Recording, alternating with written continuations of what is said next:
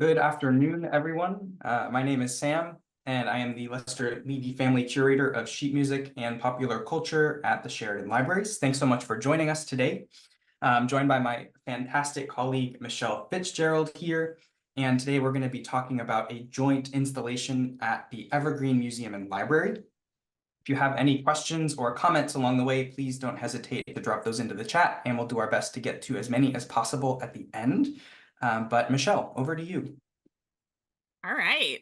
So how about we start with the man whose art inspired this project in the first place, and that's the Russian costume and set designer Léon Bakst. My name is Michelle Fitzgerald, and I'm the Curator of Collections for Johns Hopkins University Museums.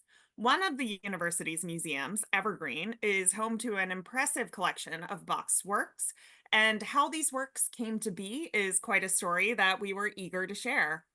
Before turning things over again to Sam, who will give an understanding of the greater scope of performing arts in the early 20th century, I'm going to take a couple of minutes to lay the groundwork on who Bakst is, why we care about him, and Evergreen Museum's historic connection to the artist. To begin our story, let's set the scene in London in 1921 at the Alhambra Theatre. The ballet The Sleeping Princess, also known as Sleeping Beauty, was about to premiere, and the audience was finding their seats, eager to see the latest performance by the famed troupe, the Ballets Russes. Backstage, dancers rushed around putting the finishing touches on their costumes.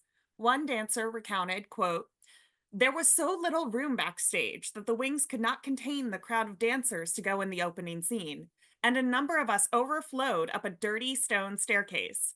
We waited in these drab surroundings as the orchestra struck up the first bars of the majestic score, a shivering procession, but clad in the richest costumes the company had ever worn.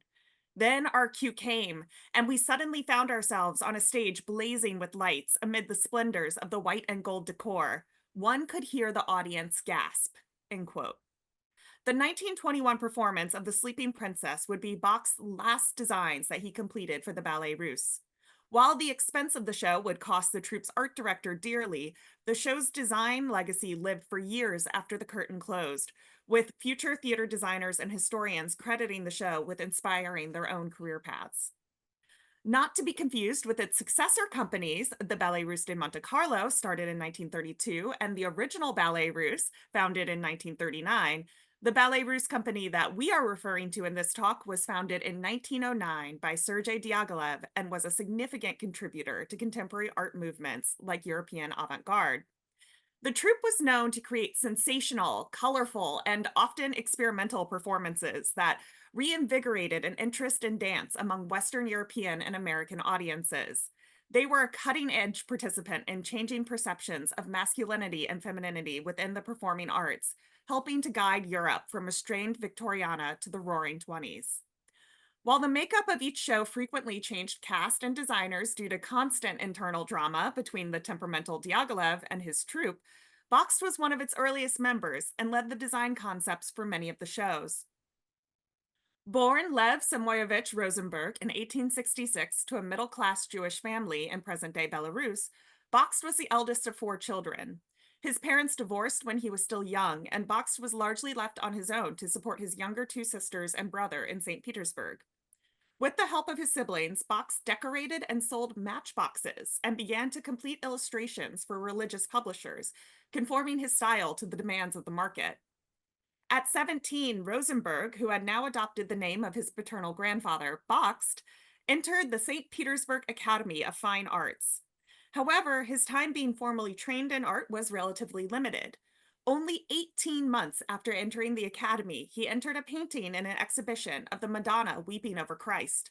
Controversially, Bakst depicted the subject's titular characters as Jewish peasants in an effort to highlight prevalent anti-Semitic attitudes at the time. The response from the offended judges was to formally dismiss Bakst from the academy and score his canvas with red lines. On his own, Bakst began to establish himself as an artist of popular styles, later referring to his early art as, quote, urbane, a liar, characterless and smart, a flatterer and a toady, end quote.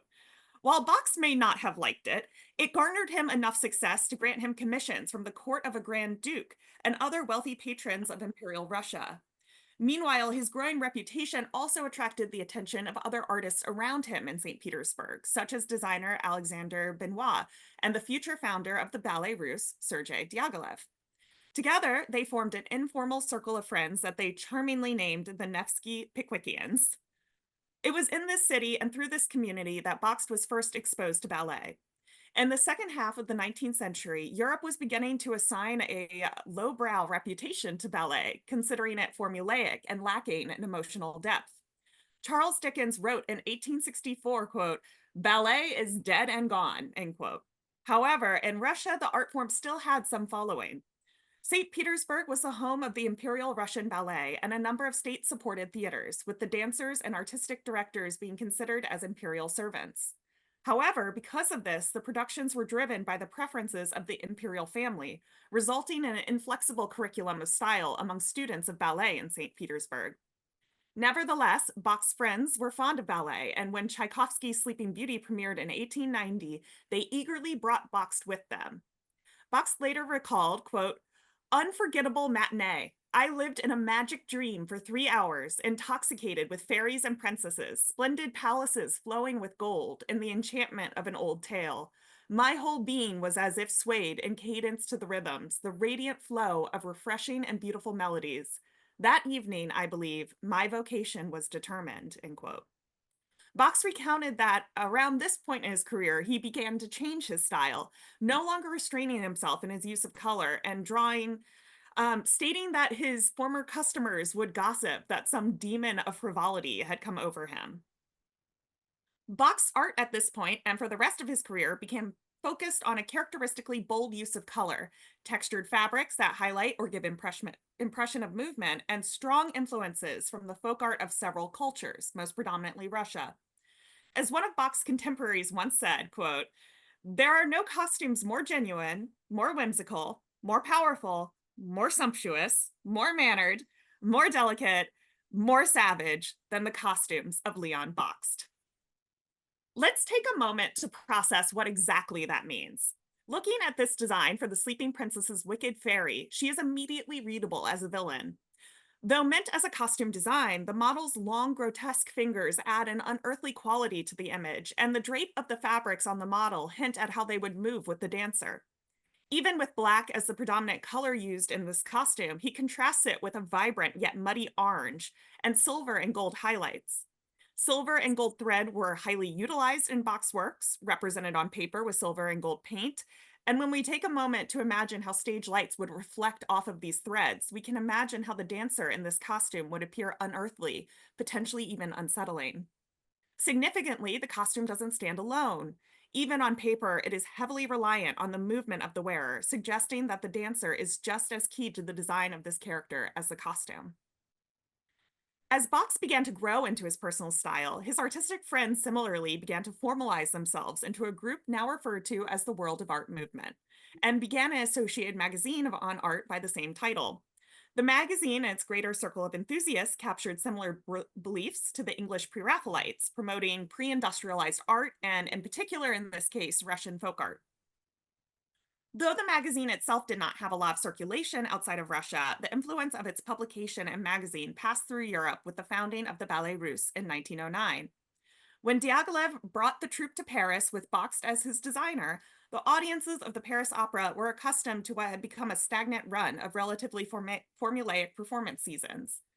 As ballet historian Rupert Christensen put it, quote, "Like punk, some 60 years later, an enthusiasm for Diaghilev's productions marked out one's allegiance in the culture wars and indicated a readiness to loosen the restrictive corset of Victorian and Edwardian values," end quote.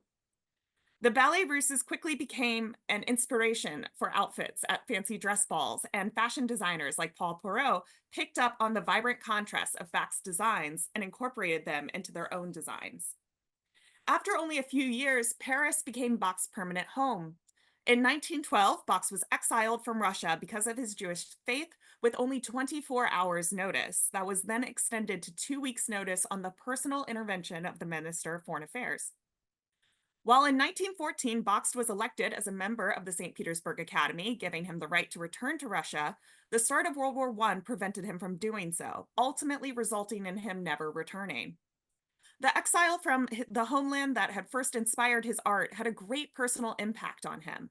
He once rather movingly wrote, quote, "Now at the peak of my happiness, I am expelled from the city of my birth, from St. Petersburg, and not one painter from the Academy of Fine Arts has whispered a word to say that it is a disgrace. A disgrace for the city of my birth, a disgrace for the country which I tried my best to glorify throughout the world," end quote.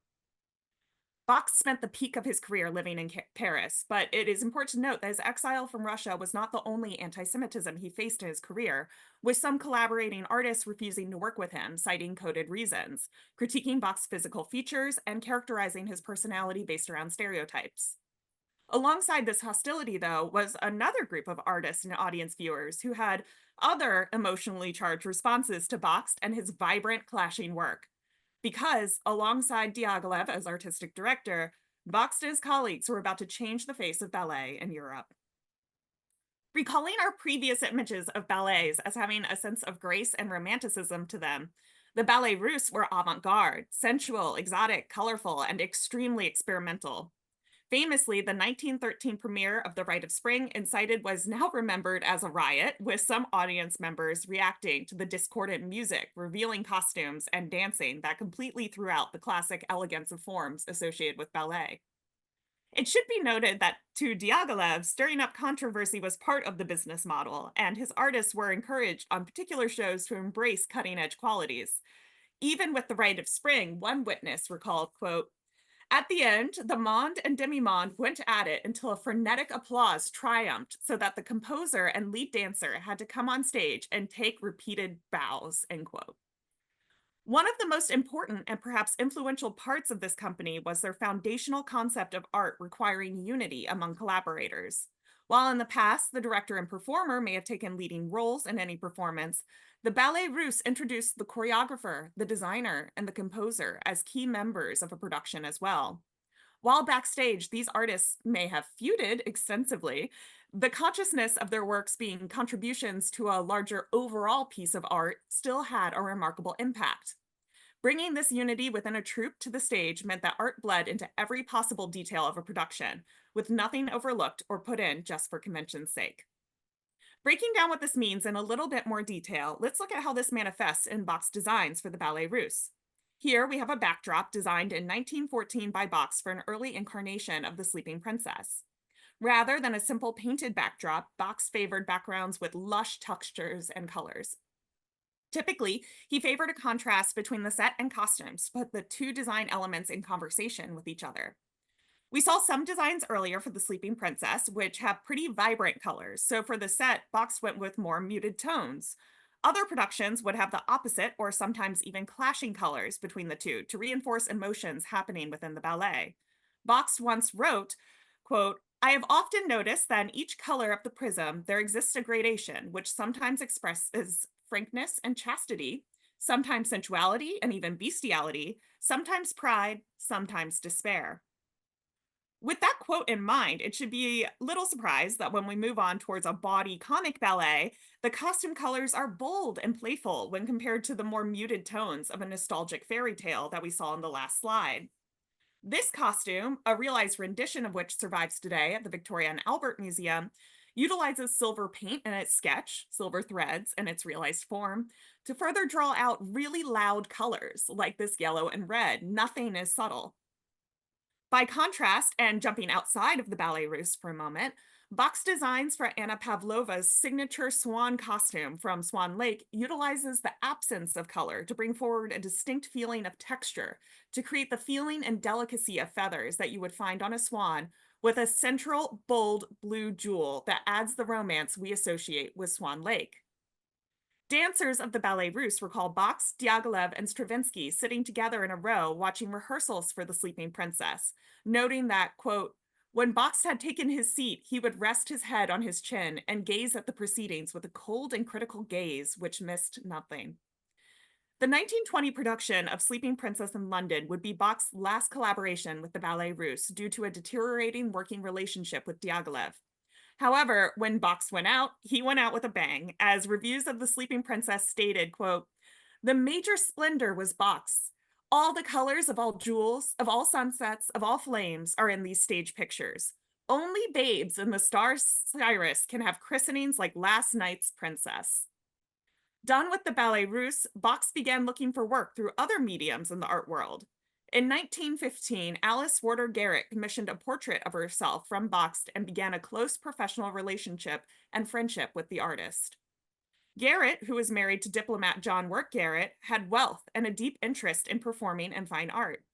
Her work as a collector and patron were guided by principles she outlined as, quote, modern art is admirable and important, but it should be freed from commercial control, from literary influence, and the bluff of fashion. Garrett sought to support artists not because they were popular, but because they produced work that spoke to her in some fashion. She admired not only Bakst's natural aptitude for color, but also what she described as the freedom of his art, lacking in self-consciousness or affectation. In 1919, Bakst asked Garrett to represent him in the United States. She arranged an exhibition of his work in 1920 in New York, wrote the foreword to the exhibit catalog and an article in Vanity Fair promoting the artist, and was responsible for private sales of his works to American collectors, also buying several pieces herself. In 1922, and what was in a sense a repayment for her work as his American manager, Bakst came to Garrett's home, Evergreen, in Baltimore. Over the course of a winter, he transformed the former gymnasium of the house into a theater that truly brings all of his artistic influences in a form that you can actually walk into and through, experiencing it physically. The vast majority of the stencils were pulled from a book of Russian folk art that Bakst found in the Garrett's library. Painted in vibrant colors and ornamenting the whole space, there is a true sense of play with the lines. Somehow, all of the bold patterns and colors contribute to a sense of unity in the space rather than competing against each other. Bakst also designed several backdrops for Evergreen's theater, capturing different design techniques that he experimented with over the course of his career, set behind unique, vibrantly patterned curtains that surround the stage. Evergreen was one of only 2 houses that Bakst designed interiors for, and while interiors are in many ways a different sort of artistic medium than a stage set, you can see how particular styles that we had seen represented earlier in Sleeping Princess sets influence the style of some of these backdrops. The other house he designed interiors for was Waddesdon Manor in England, and it was a series of murals inspired by, rather appropriately, Sleeping Beauty. I wanted to make a point to bring these up in this talk to show you how markedly different this commission is from his other work. Still, we see a really skilled use of color, with vibrant blues in grand, happy scenes and more muted colors to the right, evoking a sense of danger around the dragon. There's almost something pre-Raphaelite about these works to me, perhaps appropriate for the panel's English manor home. Members of the house's family and their pets are painted into the scenes as characters from the story, emphasizing the sort of commissioned nature of this work, but it also brings to mind how Bakst would have designed a costume and a set around a dancer portraying a character in one of his ballets. Bakst died in 1924 after a period of sickness that impacted his eyes, kidneys, and heart. When asked once if he regretted that so much of his work in the theater was ephemeral, doomed to live on only in memory once the run of a ballet concluded, Bakst reportedly shrugged and said, "Only the creative force in the artist's soul survives." For Bakst and the Ballets Russes, that definitely became the case. Designs from Ballets Russes productions have been credited with influencing the Art Deco movement, reinvigorating the field of ballet in the 20th century, and drawing attention to more experimental forms of performing arts. In 1976, Yves Saint Laurent dedicated an entire line to Ballets Russes influence, and threads of Bakst's soul can be seen in the color and texture of these works. In 2015, the American Ballet Theatre put on a production of Sleeping Beauty using Bakst designs. The choreographer of that production told a newspaper, "To my mind, this design hasn't been bettered."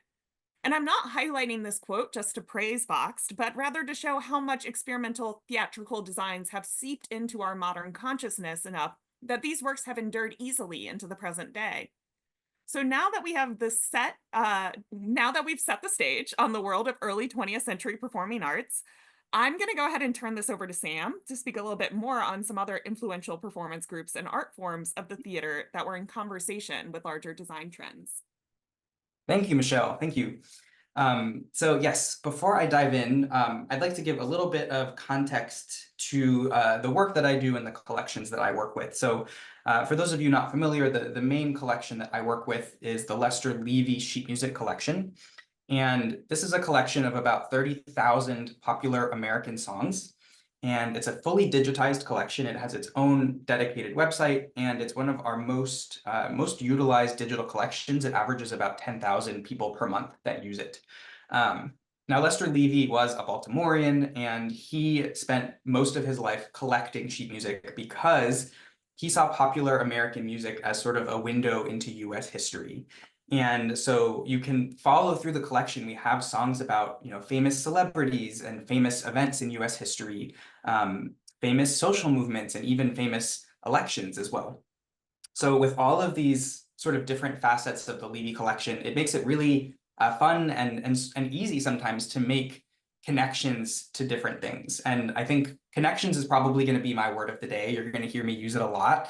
And I think it goes back to a class that I took in my undergrad, which was a medieval music class. And we spent most of it learning how to read medieval music and perform it. And I don't know how to do it anymore. I've forgotten everything. But what I didn't forget was the teacher's focus and sort of obsession with this idea of connections. For her, everything was connected. Everything in art especially was connected. And all of our class assignments, she would give us all of these sort of disparate primary sources, and we would have to figure out what connections we could make between them. And so the first connection that I wanted to explore today is about the Ziegfeld Follies. Now, for those of you not familiar with the Ziegfeld Follies, it's really, I think, one of the coolest periods of American stage history. The Follies were a variety show in New York City, and it originally ran from 1907 to 1931, but there were some subsequent revivals and films that were made as well. And I mean, just imagine like the most ridiculously over-the-top production that you can think of, and then multiply that by 10. So you can see a couple of pictures here. On the left, you see just the crazy extravagant costumes that were made for these productions. On the right, I have so many questions about this picture. My hope is that this wasn't in front of a live audience, but we've got lions on the stage. We've got pedestals with people on top of them. How did they get up there? I have no idea. So just think over-the-top sets, over-the-top costumes, amazing choreography, and all of it set to music by the greatest composers of the day, like Irving Berlin and George Gershwin. The producer of the Follies was Florence Ziegfeld Jr., and he was really inspired by performances that he saw at the Folies Bergère in Paris. That may be familiar to some of you as the place where a certain performer did a very famous act wearing just a banana skirt. And it's actually a place where performances are still held today. So there are so many different connections, coming back to that word, I think, that can be made between the Ziegfeld Follies and the Ballets Russes. So they both started around the same time. Michelle mentioned 1909 as the start of the Ballets Russes, whereas the Ziegfeld Follies started in 1907.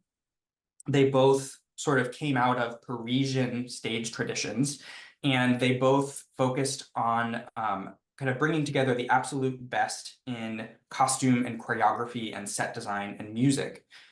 Whereas the Ballets Russes, of course, took a little bit more of a classical route with ballet. The Ziegfeld Follies was, of course, more popular, kind of akin to a vaudeville show. Now, we know that Alice Warder Garrett attended at least one or two performances of the Ziegfeld Follies. And the way that we know that is through performance programs. Now, we have a ton of performance programs in the Alice Warder Garrett papers, which is an archive of her materials. And I can relate to Alice on this because I actually collect performance programs too. I think I started when I was maybe 9 or 10, and my parents took me to see The Lion King off Broadway, and I clutched that performance program all the way home. And if you look in my basement, there are boxes overflowing with tickets and performance programs. So Alice's papers are, of course, much better organized than my own. And it's really, really fun for me to sort of go through this collection. And I did this with Michelle as well, and kind of look through and see all of these different places where Alice drew in and kind of soaked up inspiration. She went to all sorts of kinds of shows. And so this is one performance program from the Ziegfeld Follies at the New Amsterdam Theater. Now, I mentioned that the Follies incorporated music from kind of the great composers of the time, like Berlin and Gershwin. And part of that is because this era of the Ziegfeld Follies, that kind of 1907 to 1931-ish, overlapped with another kind of bigger movement in sheet music history, which is Tin Pan Alley, which is a term that you may have heard already. Tin Pan Alley, the era is a bit bigger, roughly 1880 to 1940. And for me, Tin Pan Alley is three things. So at its most basic, it was a place on 28th Street in New York City, where for a brief period of time, there were 10 or 12 sheet music publishers that were just crammed into every single row house on this block. And so if you walk down 28th Street, you would basically hear the Great American Songbook being composed, but coming from like 20 different windows at the same time. And they were all being composed on these sort of tinny upright pianos that didn't sound very great. And so reportedly, Monroe Rosenfeld, a composer, was walking down the street. He heard all of these tinny sounds and he coined the term Tin Pan Alley, according to the legend.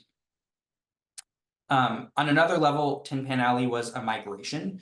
So kind of around 1880, the center of the entertainment industry in New York was more south in Manhattan. It was around 14th Street.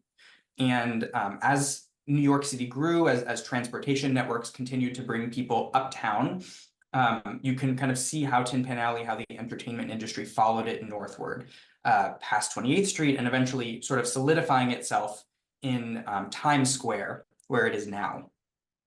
And then lastly, Tin Pan Alley was an era of mass production of sheet music.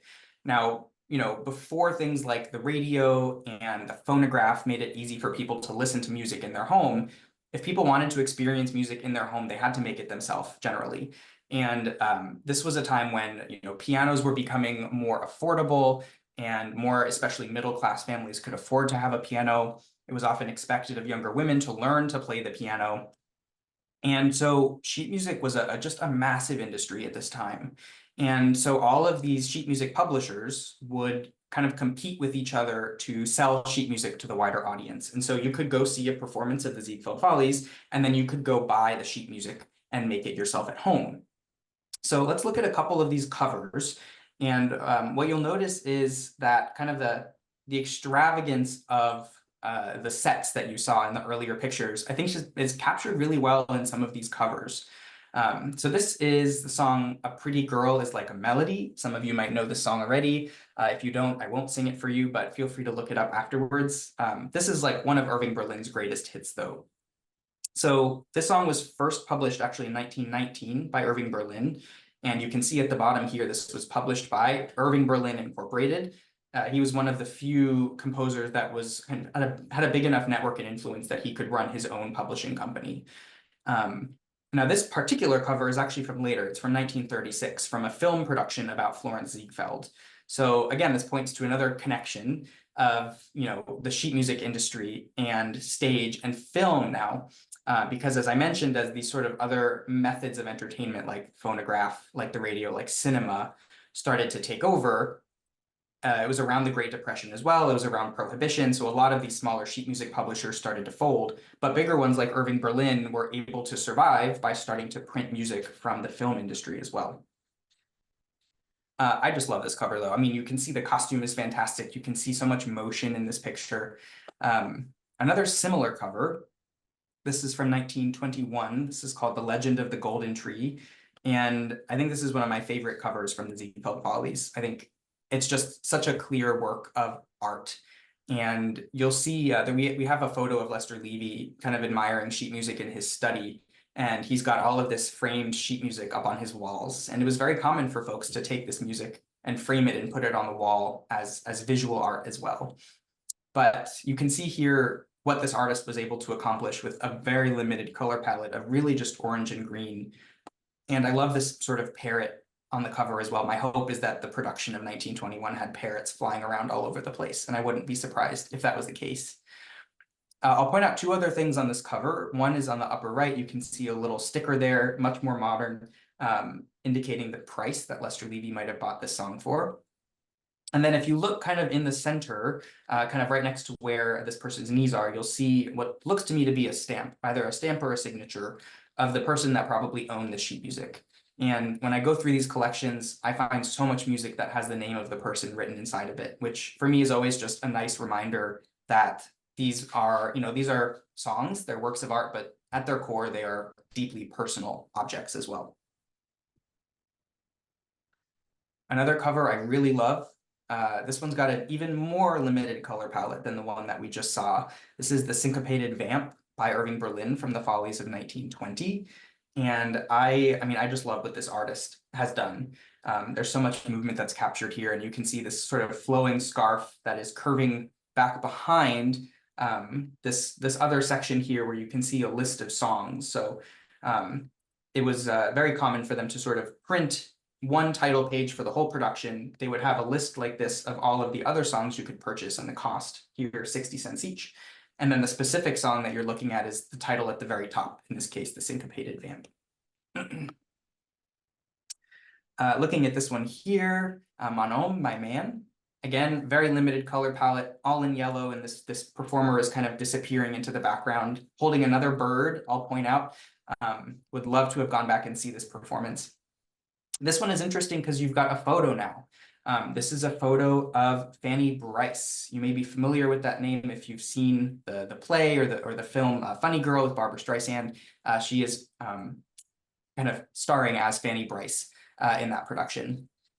It was actually pretty common when folks would publish sheet music, they would actually sometimes leave this photo section entirely blank. The reason they would do that is because if a song was popular, they could reissue it either later on or in another city, and they could just paste another person's picture there. So maybe they wanted to reprint this in, say, 1924, but Fanny Brice is no longer singing it. Maybe Sophie Tucker is singing the song now. And so they would have just plopped Sophie Tucker's face there and started selling it, almost like if you see like a Beyonce as a celebrity endorsement, basically. Now, the last song I'll show you from the Ziegfeld Follies, it's called Vision of Salome. This is from the Follies of 1910, so a little earlier.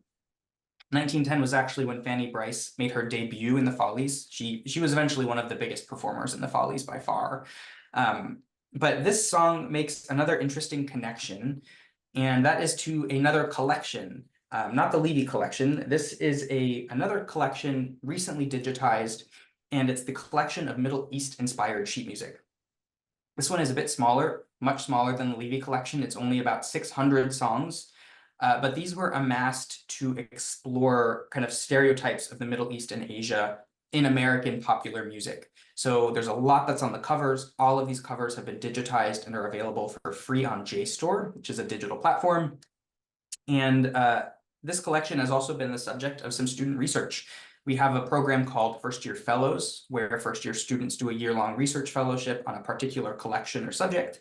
And so two students, Vanessa Hahn and Noel Daw, both studied this collection, and they were looking at sort of these depictions of kind of exoticized figures, often quite sexist, sometimes racist as well. All of these depictions of people, of historic sites and cultures. This was a really big trend. You know, I mentioned that Tin Pan Alley was an era of mass production, and I often describe it to students as sort of a form of social media, where these publishers are really trying to figure out what the public is interested in, how they can capitalize on it. And so when anything would happen in the United States, like a visiting celebrity from Sweden, like Jenny Lind, or when an event would happen, like the sinking of the Titanic, or when a world fair would happen, you would see all of this flurry of sheet music being published to try to capitalize on that.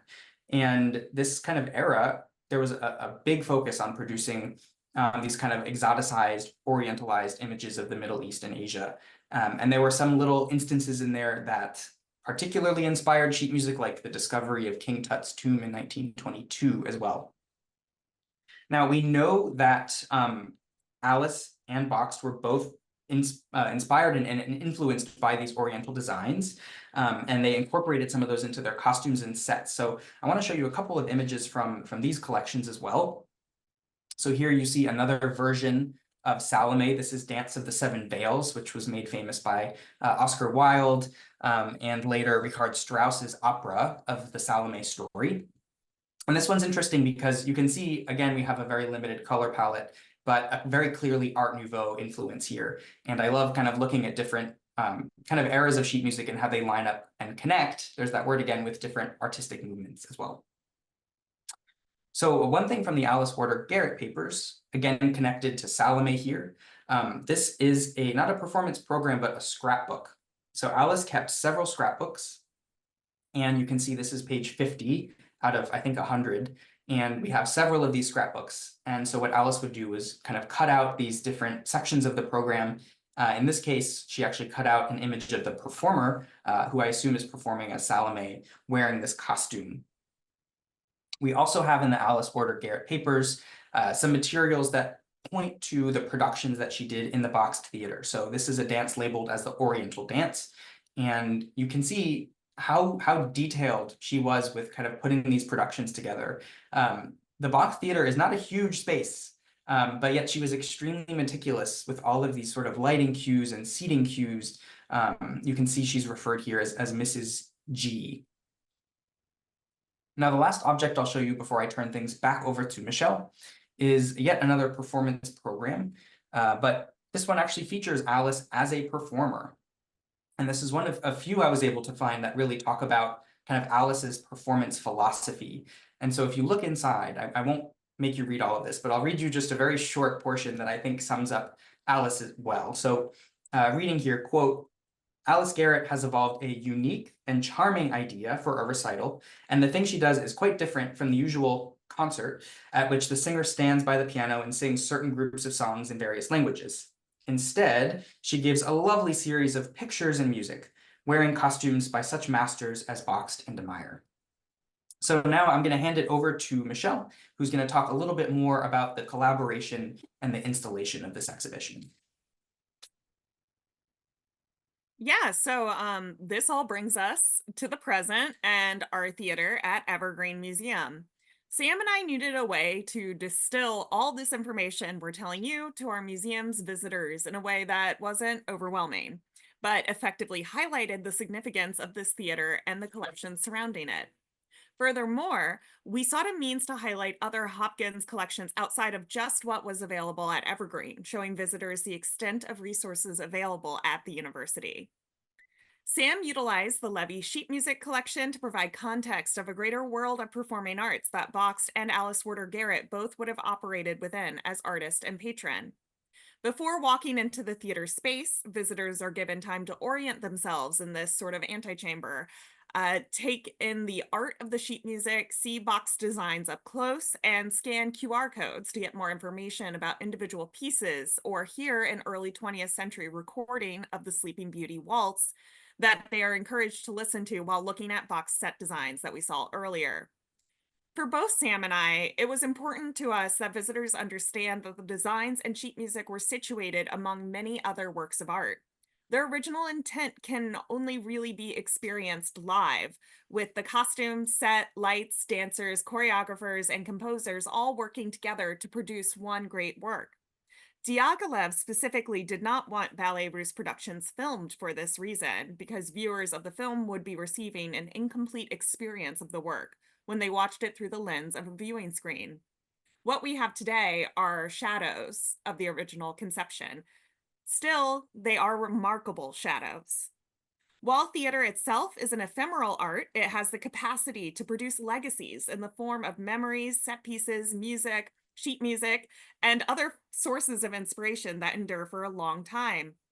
When working on Evergreen Theater in 1922, Bakst enlisted the help of several volunteer painters, including Alice Warder Garrett's niece. She recalled, quote, Mr. B would appear around 9:30 a.m. in a stocking cap covering his newly dyed red hair, and the painters and I would stand at attention for his comments, always kindly, though exacting. I was a bit startled when he said in French, Mademoiselle, you will never be another Bakst, but I will teach you all I know. And Bakst, I think, with that line, just summed up the influence of the Ballets Russes in one sentence. While we will never be able to see a Ballets Russes performance exactly as those artists intended again, their legacy lives on in the performing arts today. Bakst's work survives at museums like Evergreen, and we do encourage you to stop by because while you may not be able to recreate them perfectly, you can be sure that Bakst's work will teach you all it knows, giving you the power and courage to embody your own art. So thank you so much for attending today's Lunch with the Libraries. At this point, Sam and I welcome you to drop any questions that you may have for either of us in the chat. We'll do our best to answer them. Am I missing anything, Sam? Turn it over to Nope, Q&A. nope, thank you so much. So let me pull up the chat here. Again, if you have any questions or comments, feel free to drop those into the chat and we will get to them. So looking at the chat, it looks like we have a note from Cindy here. So she's referencing that first photo of the Ziegfeld Follies. She says, putting the roar in the roaring 20s. I love that. So the question is, do historians credit this boom in creativity to the booming economy or something else, like a response to the war? That's interesting. So from my kind of research in Tin Pan Alley especially, the biggest kind of influence in this boom was technology, especially in mass production of sheet music. So prior to 1880, it was a much more difficult process to produce sheet music. It would be maybe a combination of engraving, of lithography, but the invention of photolithography, especially, being able to like really kind of mass produce. If you think of like a newspaper press where it's just going so quickly, they were able to produce much more sheet music, much more cheaply and much more quickly. Let's see, we have another question here from Caroline. How was the art for the sheet music created? Were there graphic artists on staff with publishing houses that were paid per piece like composers? That's a great question. So there are different cases. So a lot of the biggest sheet music publishing companies like Irving Berlin Inc. or Harms Incorporated most likely had a graphic artist kind of on retainer, or several of them on retainer. There are other instances where there were kind of freelance graphic designers. It can actually be really difficult sometimes to tell who the graphic designer was for a lot of the sheet music. Some of it might be signed at like the bottom left or the bottom right, or sometimes you'll just see initials like JL. I was actually recently corresponding with a professor of art history at another institution, and she is focusing on her research on trying to figure out who some of these graphic artists were, which I think is really interesting. Let's see. I have a question from Cindy, and I'll throw this one to you, Michelle. This is, are there events like ballets in the Evergreen Theatre these days, maybe smaller scale? That's a good question. We would love to do that. Right now, one of the obstacles we're facing is that it is a historic floor. And so we have to make sure we have an appropriate dance floor in order to do something like ballet. But we do a lot of lectures at this point, and we have a concert series with emerging artists in the field playing a wide range of music. I think we had an accordion artist last season. We've had a lot of string instruments and things like that. So I encourage you to look at our events page and keep looking at our events page to see what's coming up. Thanks, Michelle. I see another question from Caroline for you, Sam, Okay. about the sheet music business, and if it was as robust in London, Paris, and Berlin, or Vienna as the Tin Pan Alley period in NYC. So how those compare, I guess. Interesting. So that's a good question. I haven't done a lot of research into publishing in those particular cities, but we do have sheet music in the Levy collection from them. London in particular was a really big sheet music production hub. I know, tangentially from other research projects that there was definitely a lot of music being published, Paris, Berlin, Vienna, those big cities. I actually don't know where a lot of that music might have ended up at this time, but it's definitely interesting and it's worth looking into. I also know there was a really big kind of trend in importing sheet music, especially before copyright laws were as stringent as they are now. So, and this would be maybe before 1900 when things like, Mozart and Beethoven and Schubert would be, producing music. You would often see those things pop up in the United States, but published by Americans as well. And I see another comment from Caroline here. Where did middle-class Americans buy sheet music? Another great question. Thanks, Caroline. So there would have been sheet music stores where you could go in and they would have a lot of sheet music. They would actually have, in many cases, a sort of demonstrator piano where you could take a song and hand it to them and ask them to demonstrate the song for you so that you could see if you liked the tune. But we also know that even some department stores like Macy's, if you think about like the big display windows you see at Macy's now, there are actually times where they would have had sheet music up in those windows as well. And I see a comment from Hortensia. which I think is for you, Michelle. It looks like Bakst was not only a painter, but also an interior decorator, applying himself in many mediums like Royal Dufy. Was this common for artists of the era? I love this question. Hmm. It wasn't necessarily unusual, but it wasn't common. Dufy and Bakst do have a nice legacy in interiors and decorative arts. For anyone who doesn't know, Dufy is another artist who we have represented in the Evergreen collection. He does some wonderful works that you can see at Evergreen. But uh, once you talk about interiors, you kind of get into this, they have like this bad rap among fine artists up until about this period of the 1920s, I would say, where decorative arts and interiors were considered a lower form of art than doing something on canvas, or fine art or painting. And so you do have artists who are not interested in doing that, and feel that, in some way that might cheapen their art. I am trained in material culture and decorative arts, so I I think it's just as valid in art form. And Bakst, with his background in theater design and design, really already had a track record for not being too concerned about uh how the public in the fine art world might view his works. And Dufy similarly, I think, like to experiment with mediums, and that's how you see them kind of leading into this world. And I think it makes their patterns interesting when you think about how they were applying it in different ways. Hmm. Interesting. I've got a couple here more for you, Michelle. Right. Another about events at Evergreen. So would you contemplate starting a series of vocal concerts with the music theme sheets that we actually have in the archive? Ooh, okay. So, I mean, we would, this is a good question for our programming manager. I think it's a great idea. I welcome you to email that to the museums and we'll take into account. I'm also going to use this as an opportunity to pitch the In the Stack series that Sam organizes, which is well worth getting a look at and does a really strong fusion of Hopkins collections and music. Oh, thanks, Michelle. Yes, Just so In the Stacks, you can go to inthestacks.org and learn a bit more about that, but those are all concerts at the George Peabody Library that involve music and special collections. So thanks for that, Michelle. We have two questions from Sherry for you. For about how long did Bakst live in Baltimore? Did he stay at the home of the Garretts? And is there any record of the family having dinner parties with him involved? That's great. He did not stay in Baltimore super long. He stayed over the winter of 21 to 22.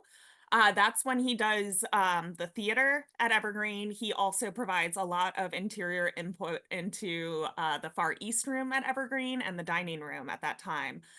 He does visit Evergreen, we're pretty sure, kind of spontaneously throughout, but that's his longest stay. Uh, my understanding, and I would like to do more research in Alice as his American agent, but from what I can get from her letters and her transactions and records, it seems like she actually uses dinner parties and socialization as a form of networking for his art. So I would have to look for a specific record where he was at the dinner party, but I have a pretty strong understanding that that was something that she did as part of her managerial role. She also loved a party, and so we did have quite a few at Evergreen. I wouldn't be surprised if he was part of them during that winter. Interesting. Let's see, we have another boxed question. Is there a particular art movement that you would say he falls into?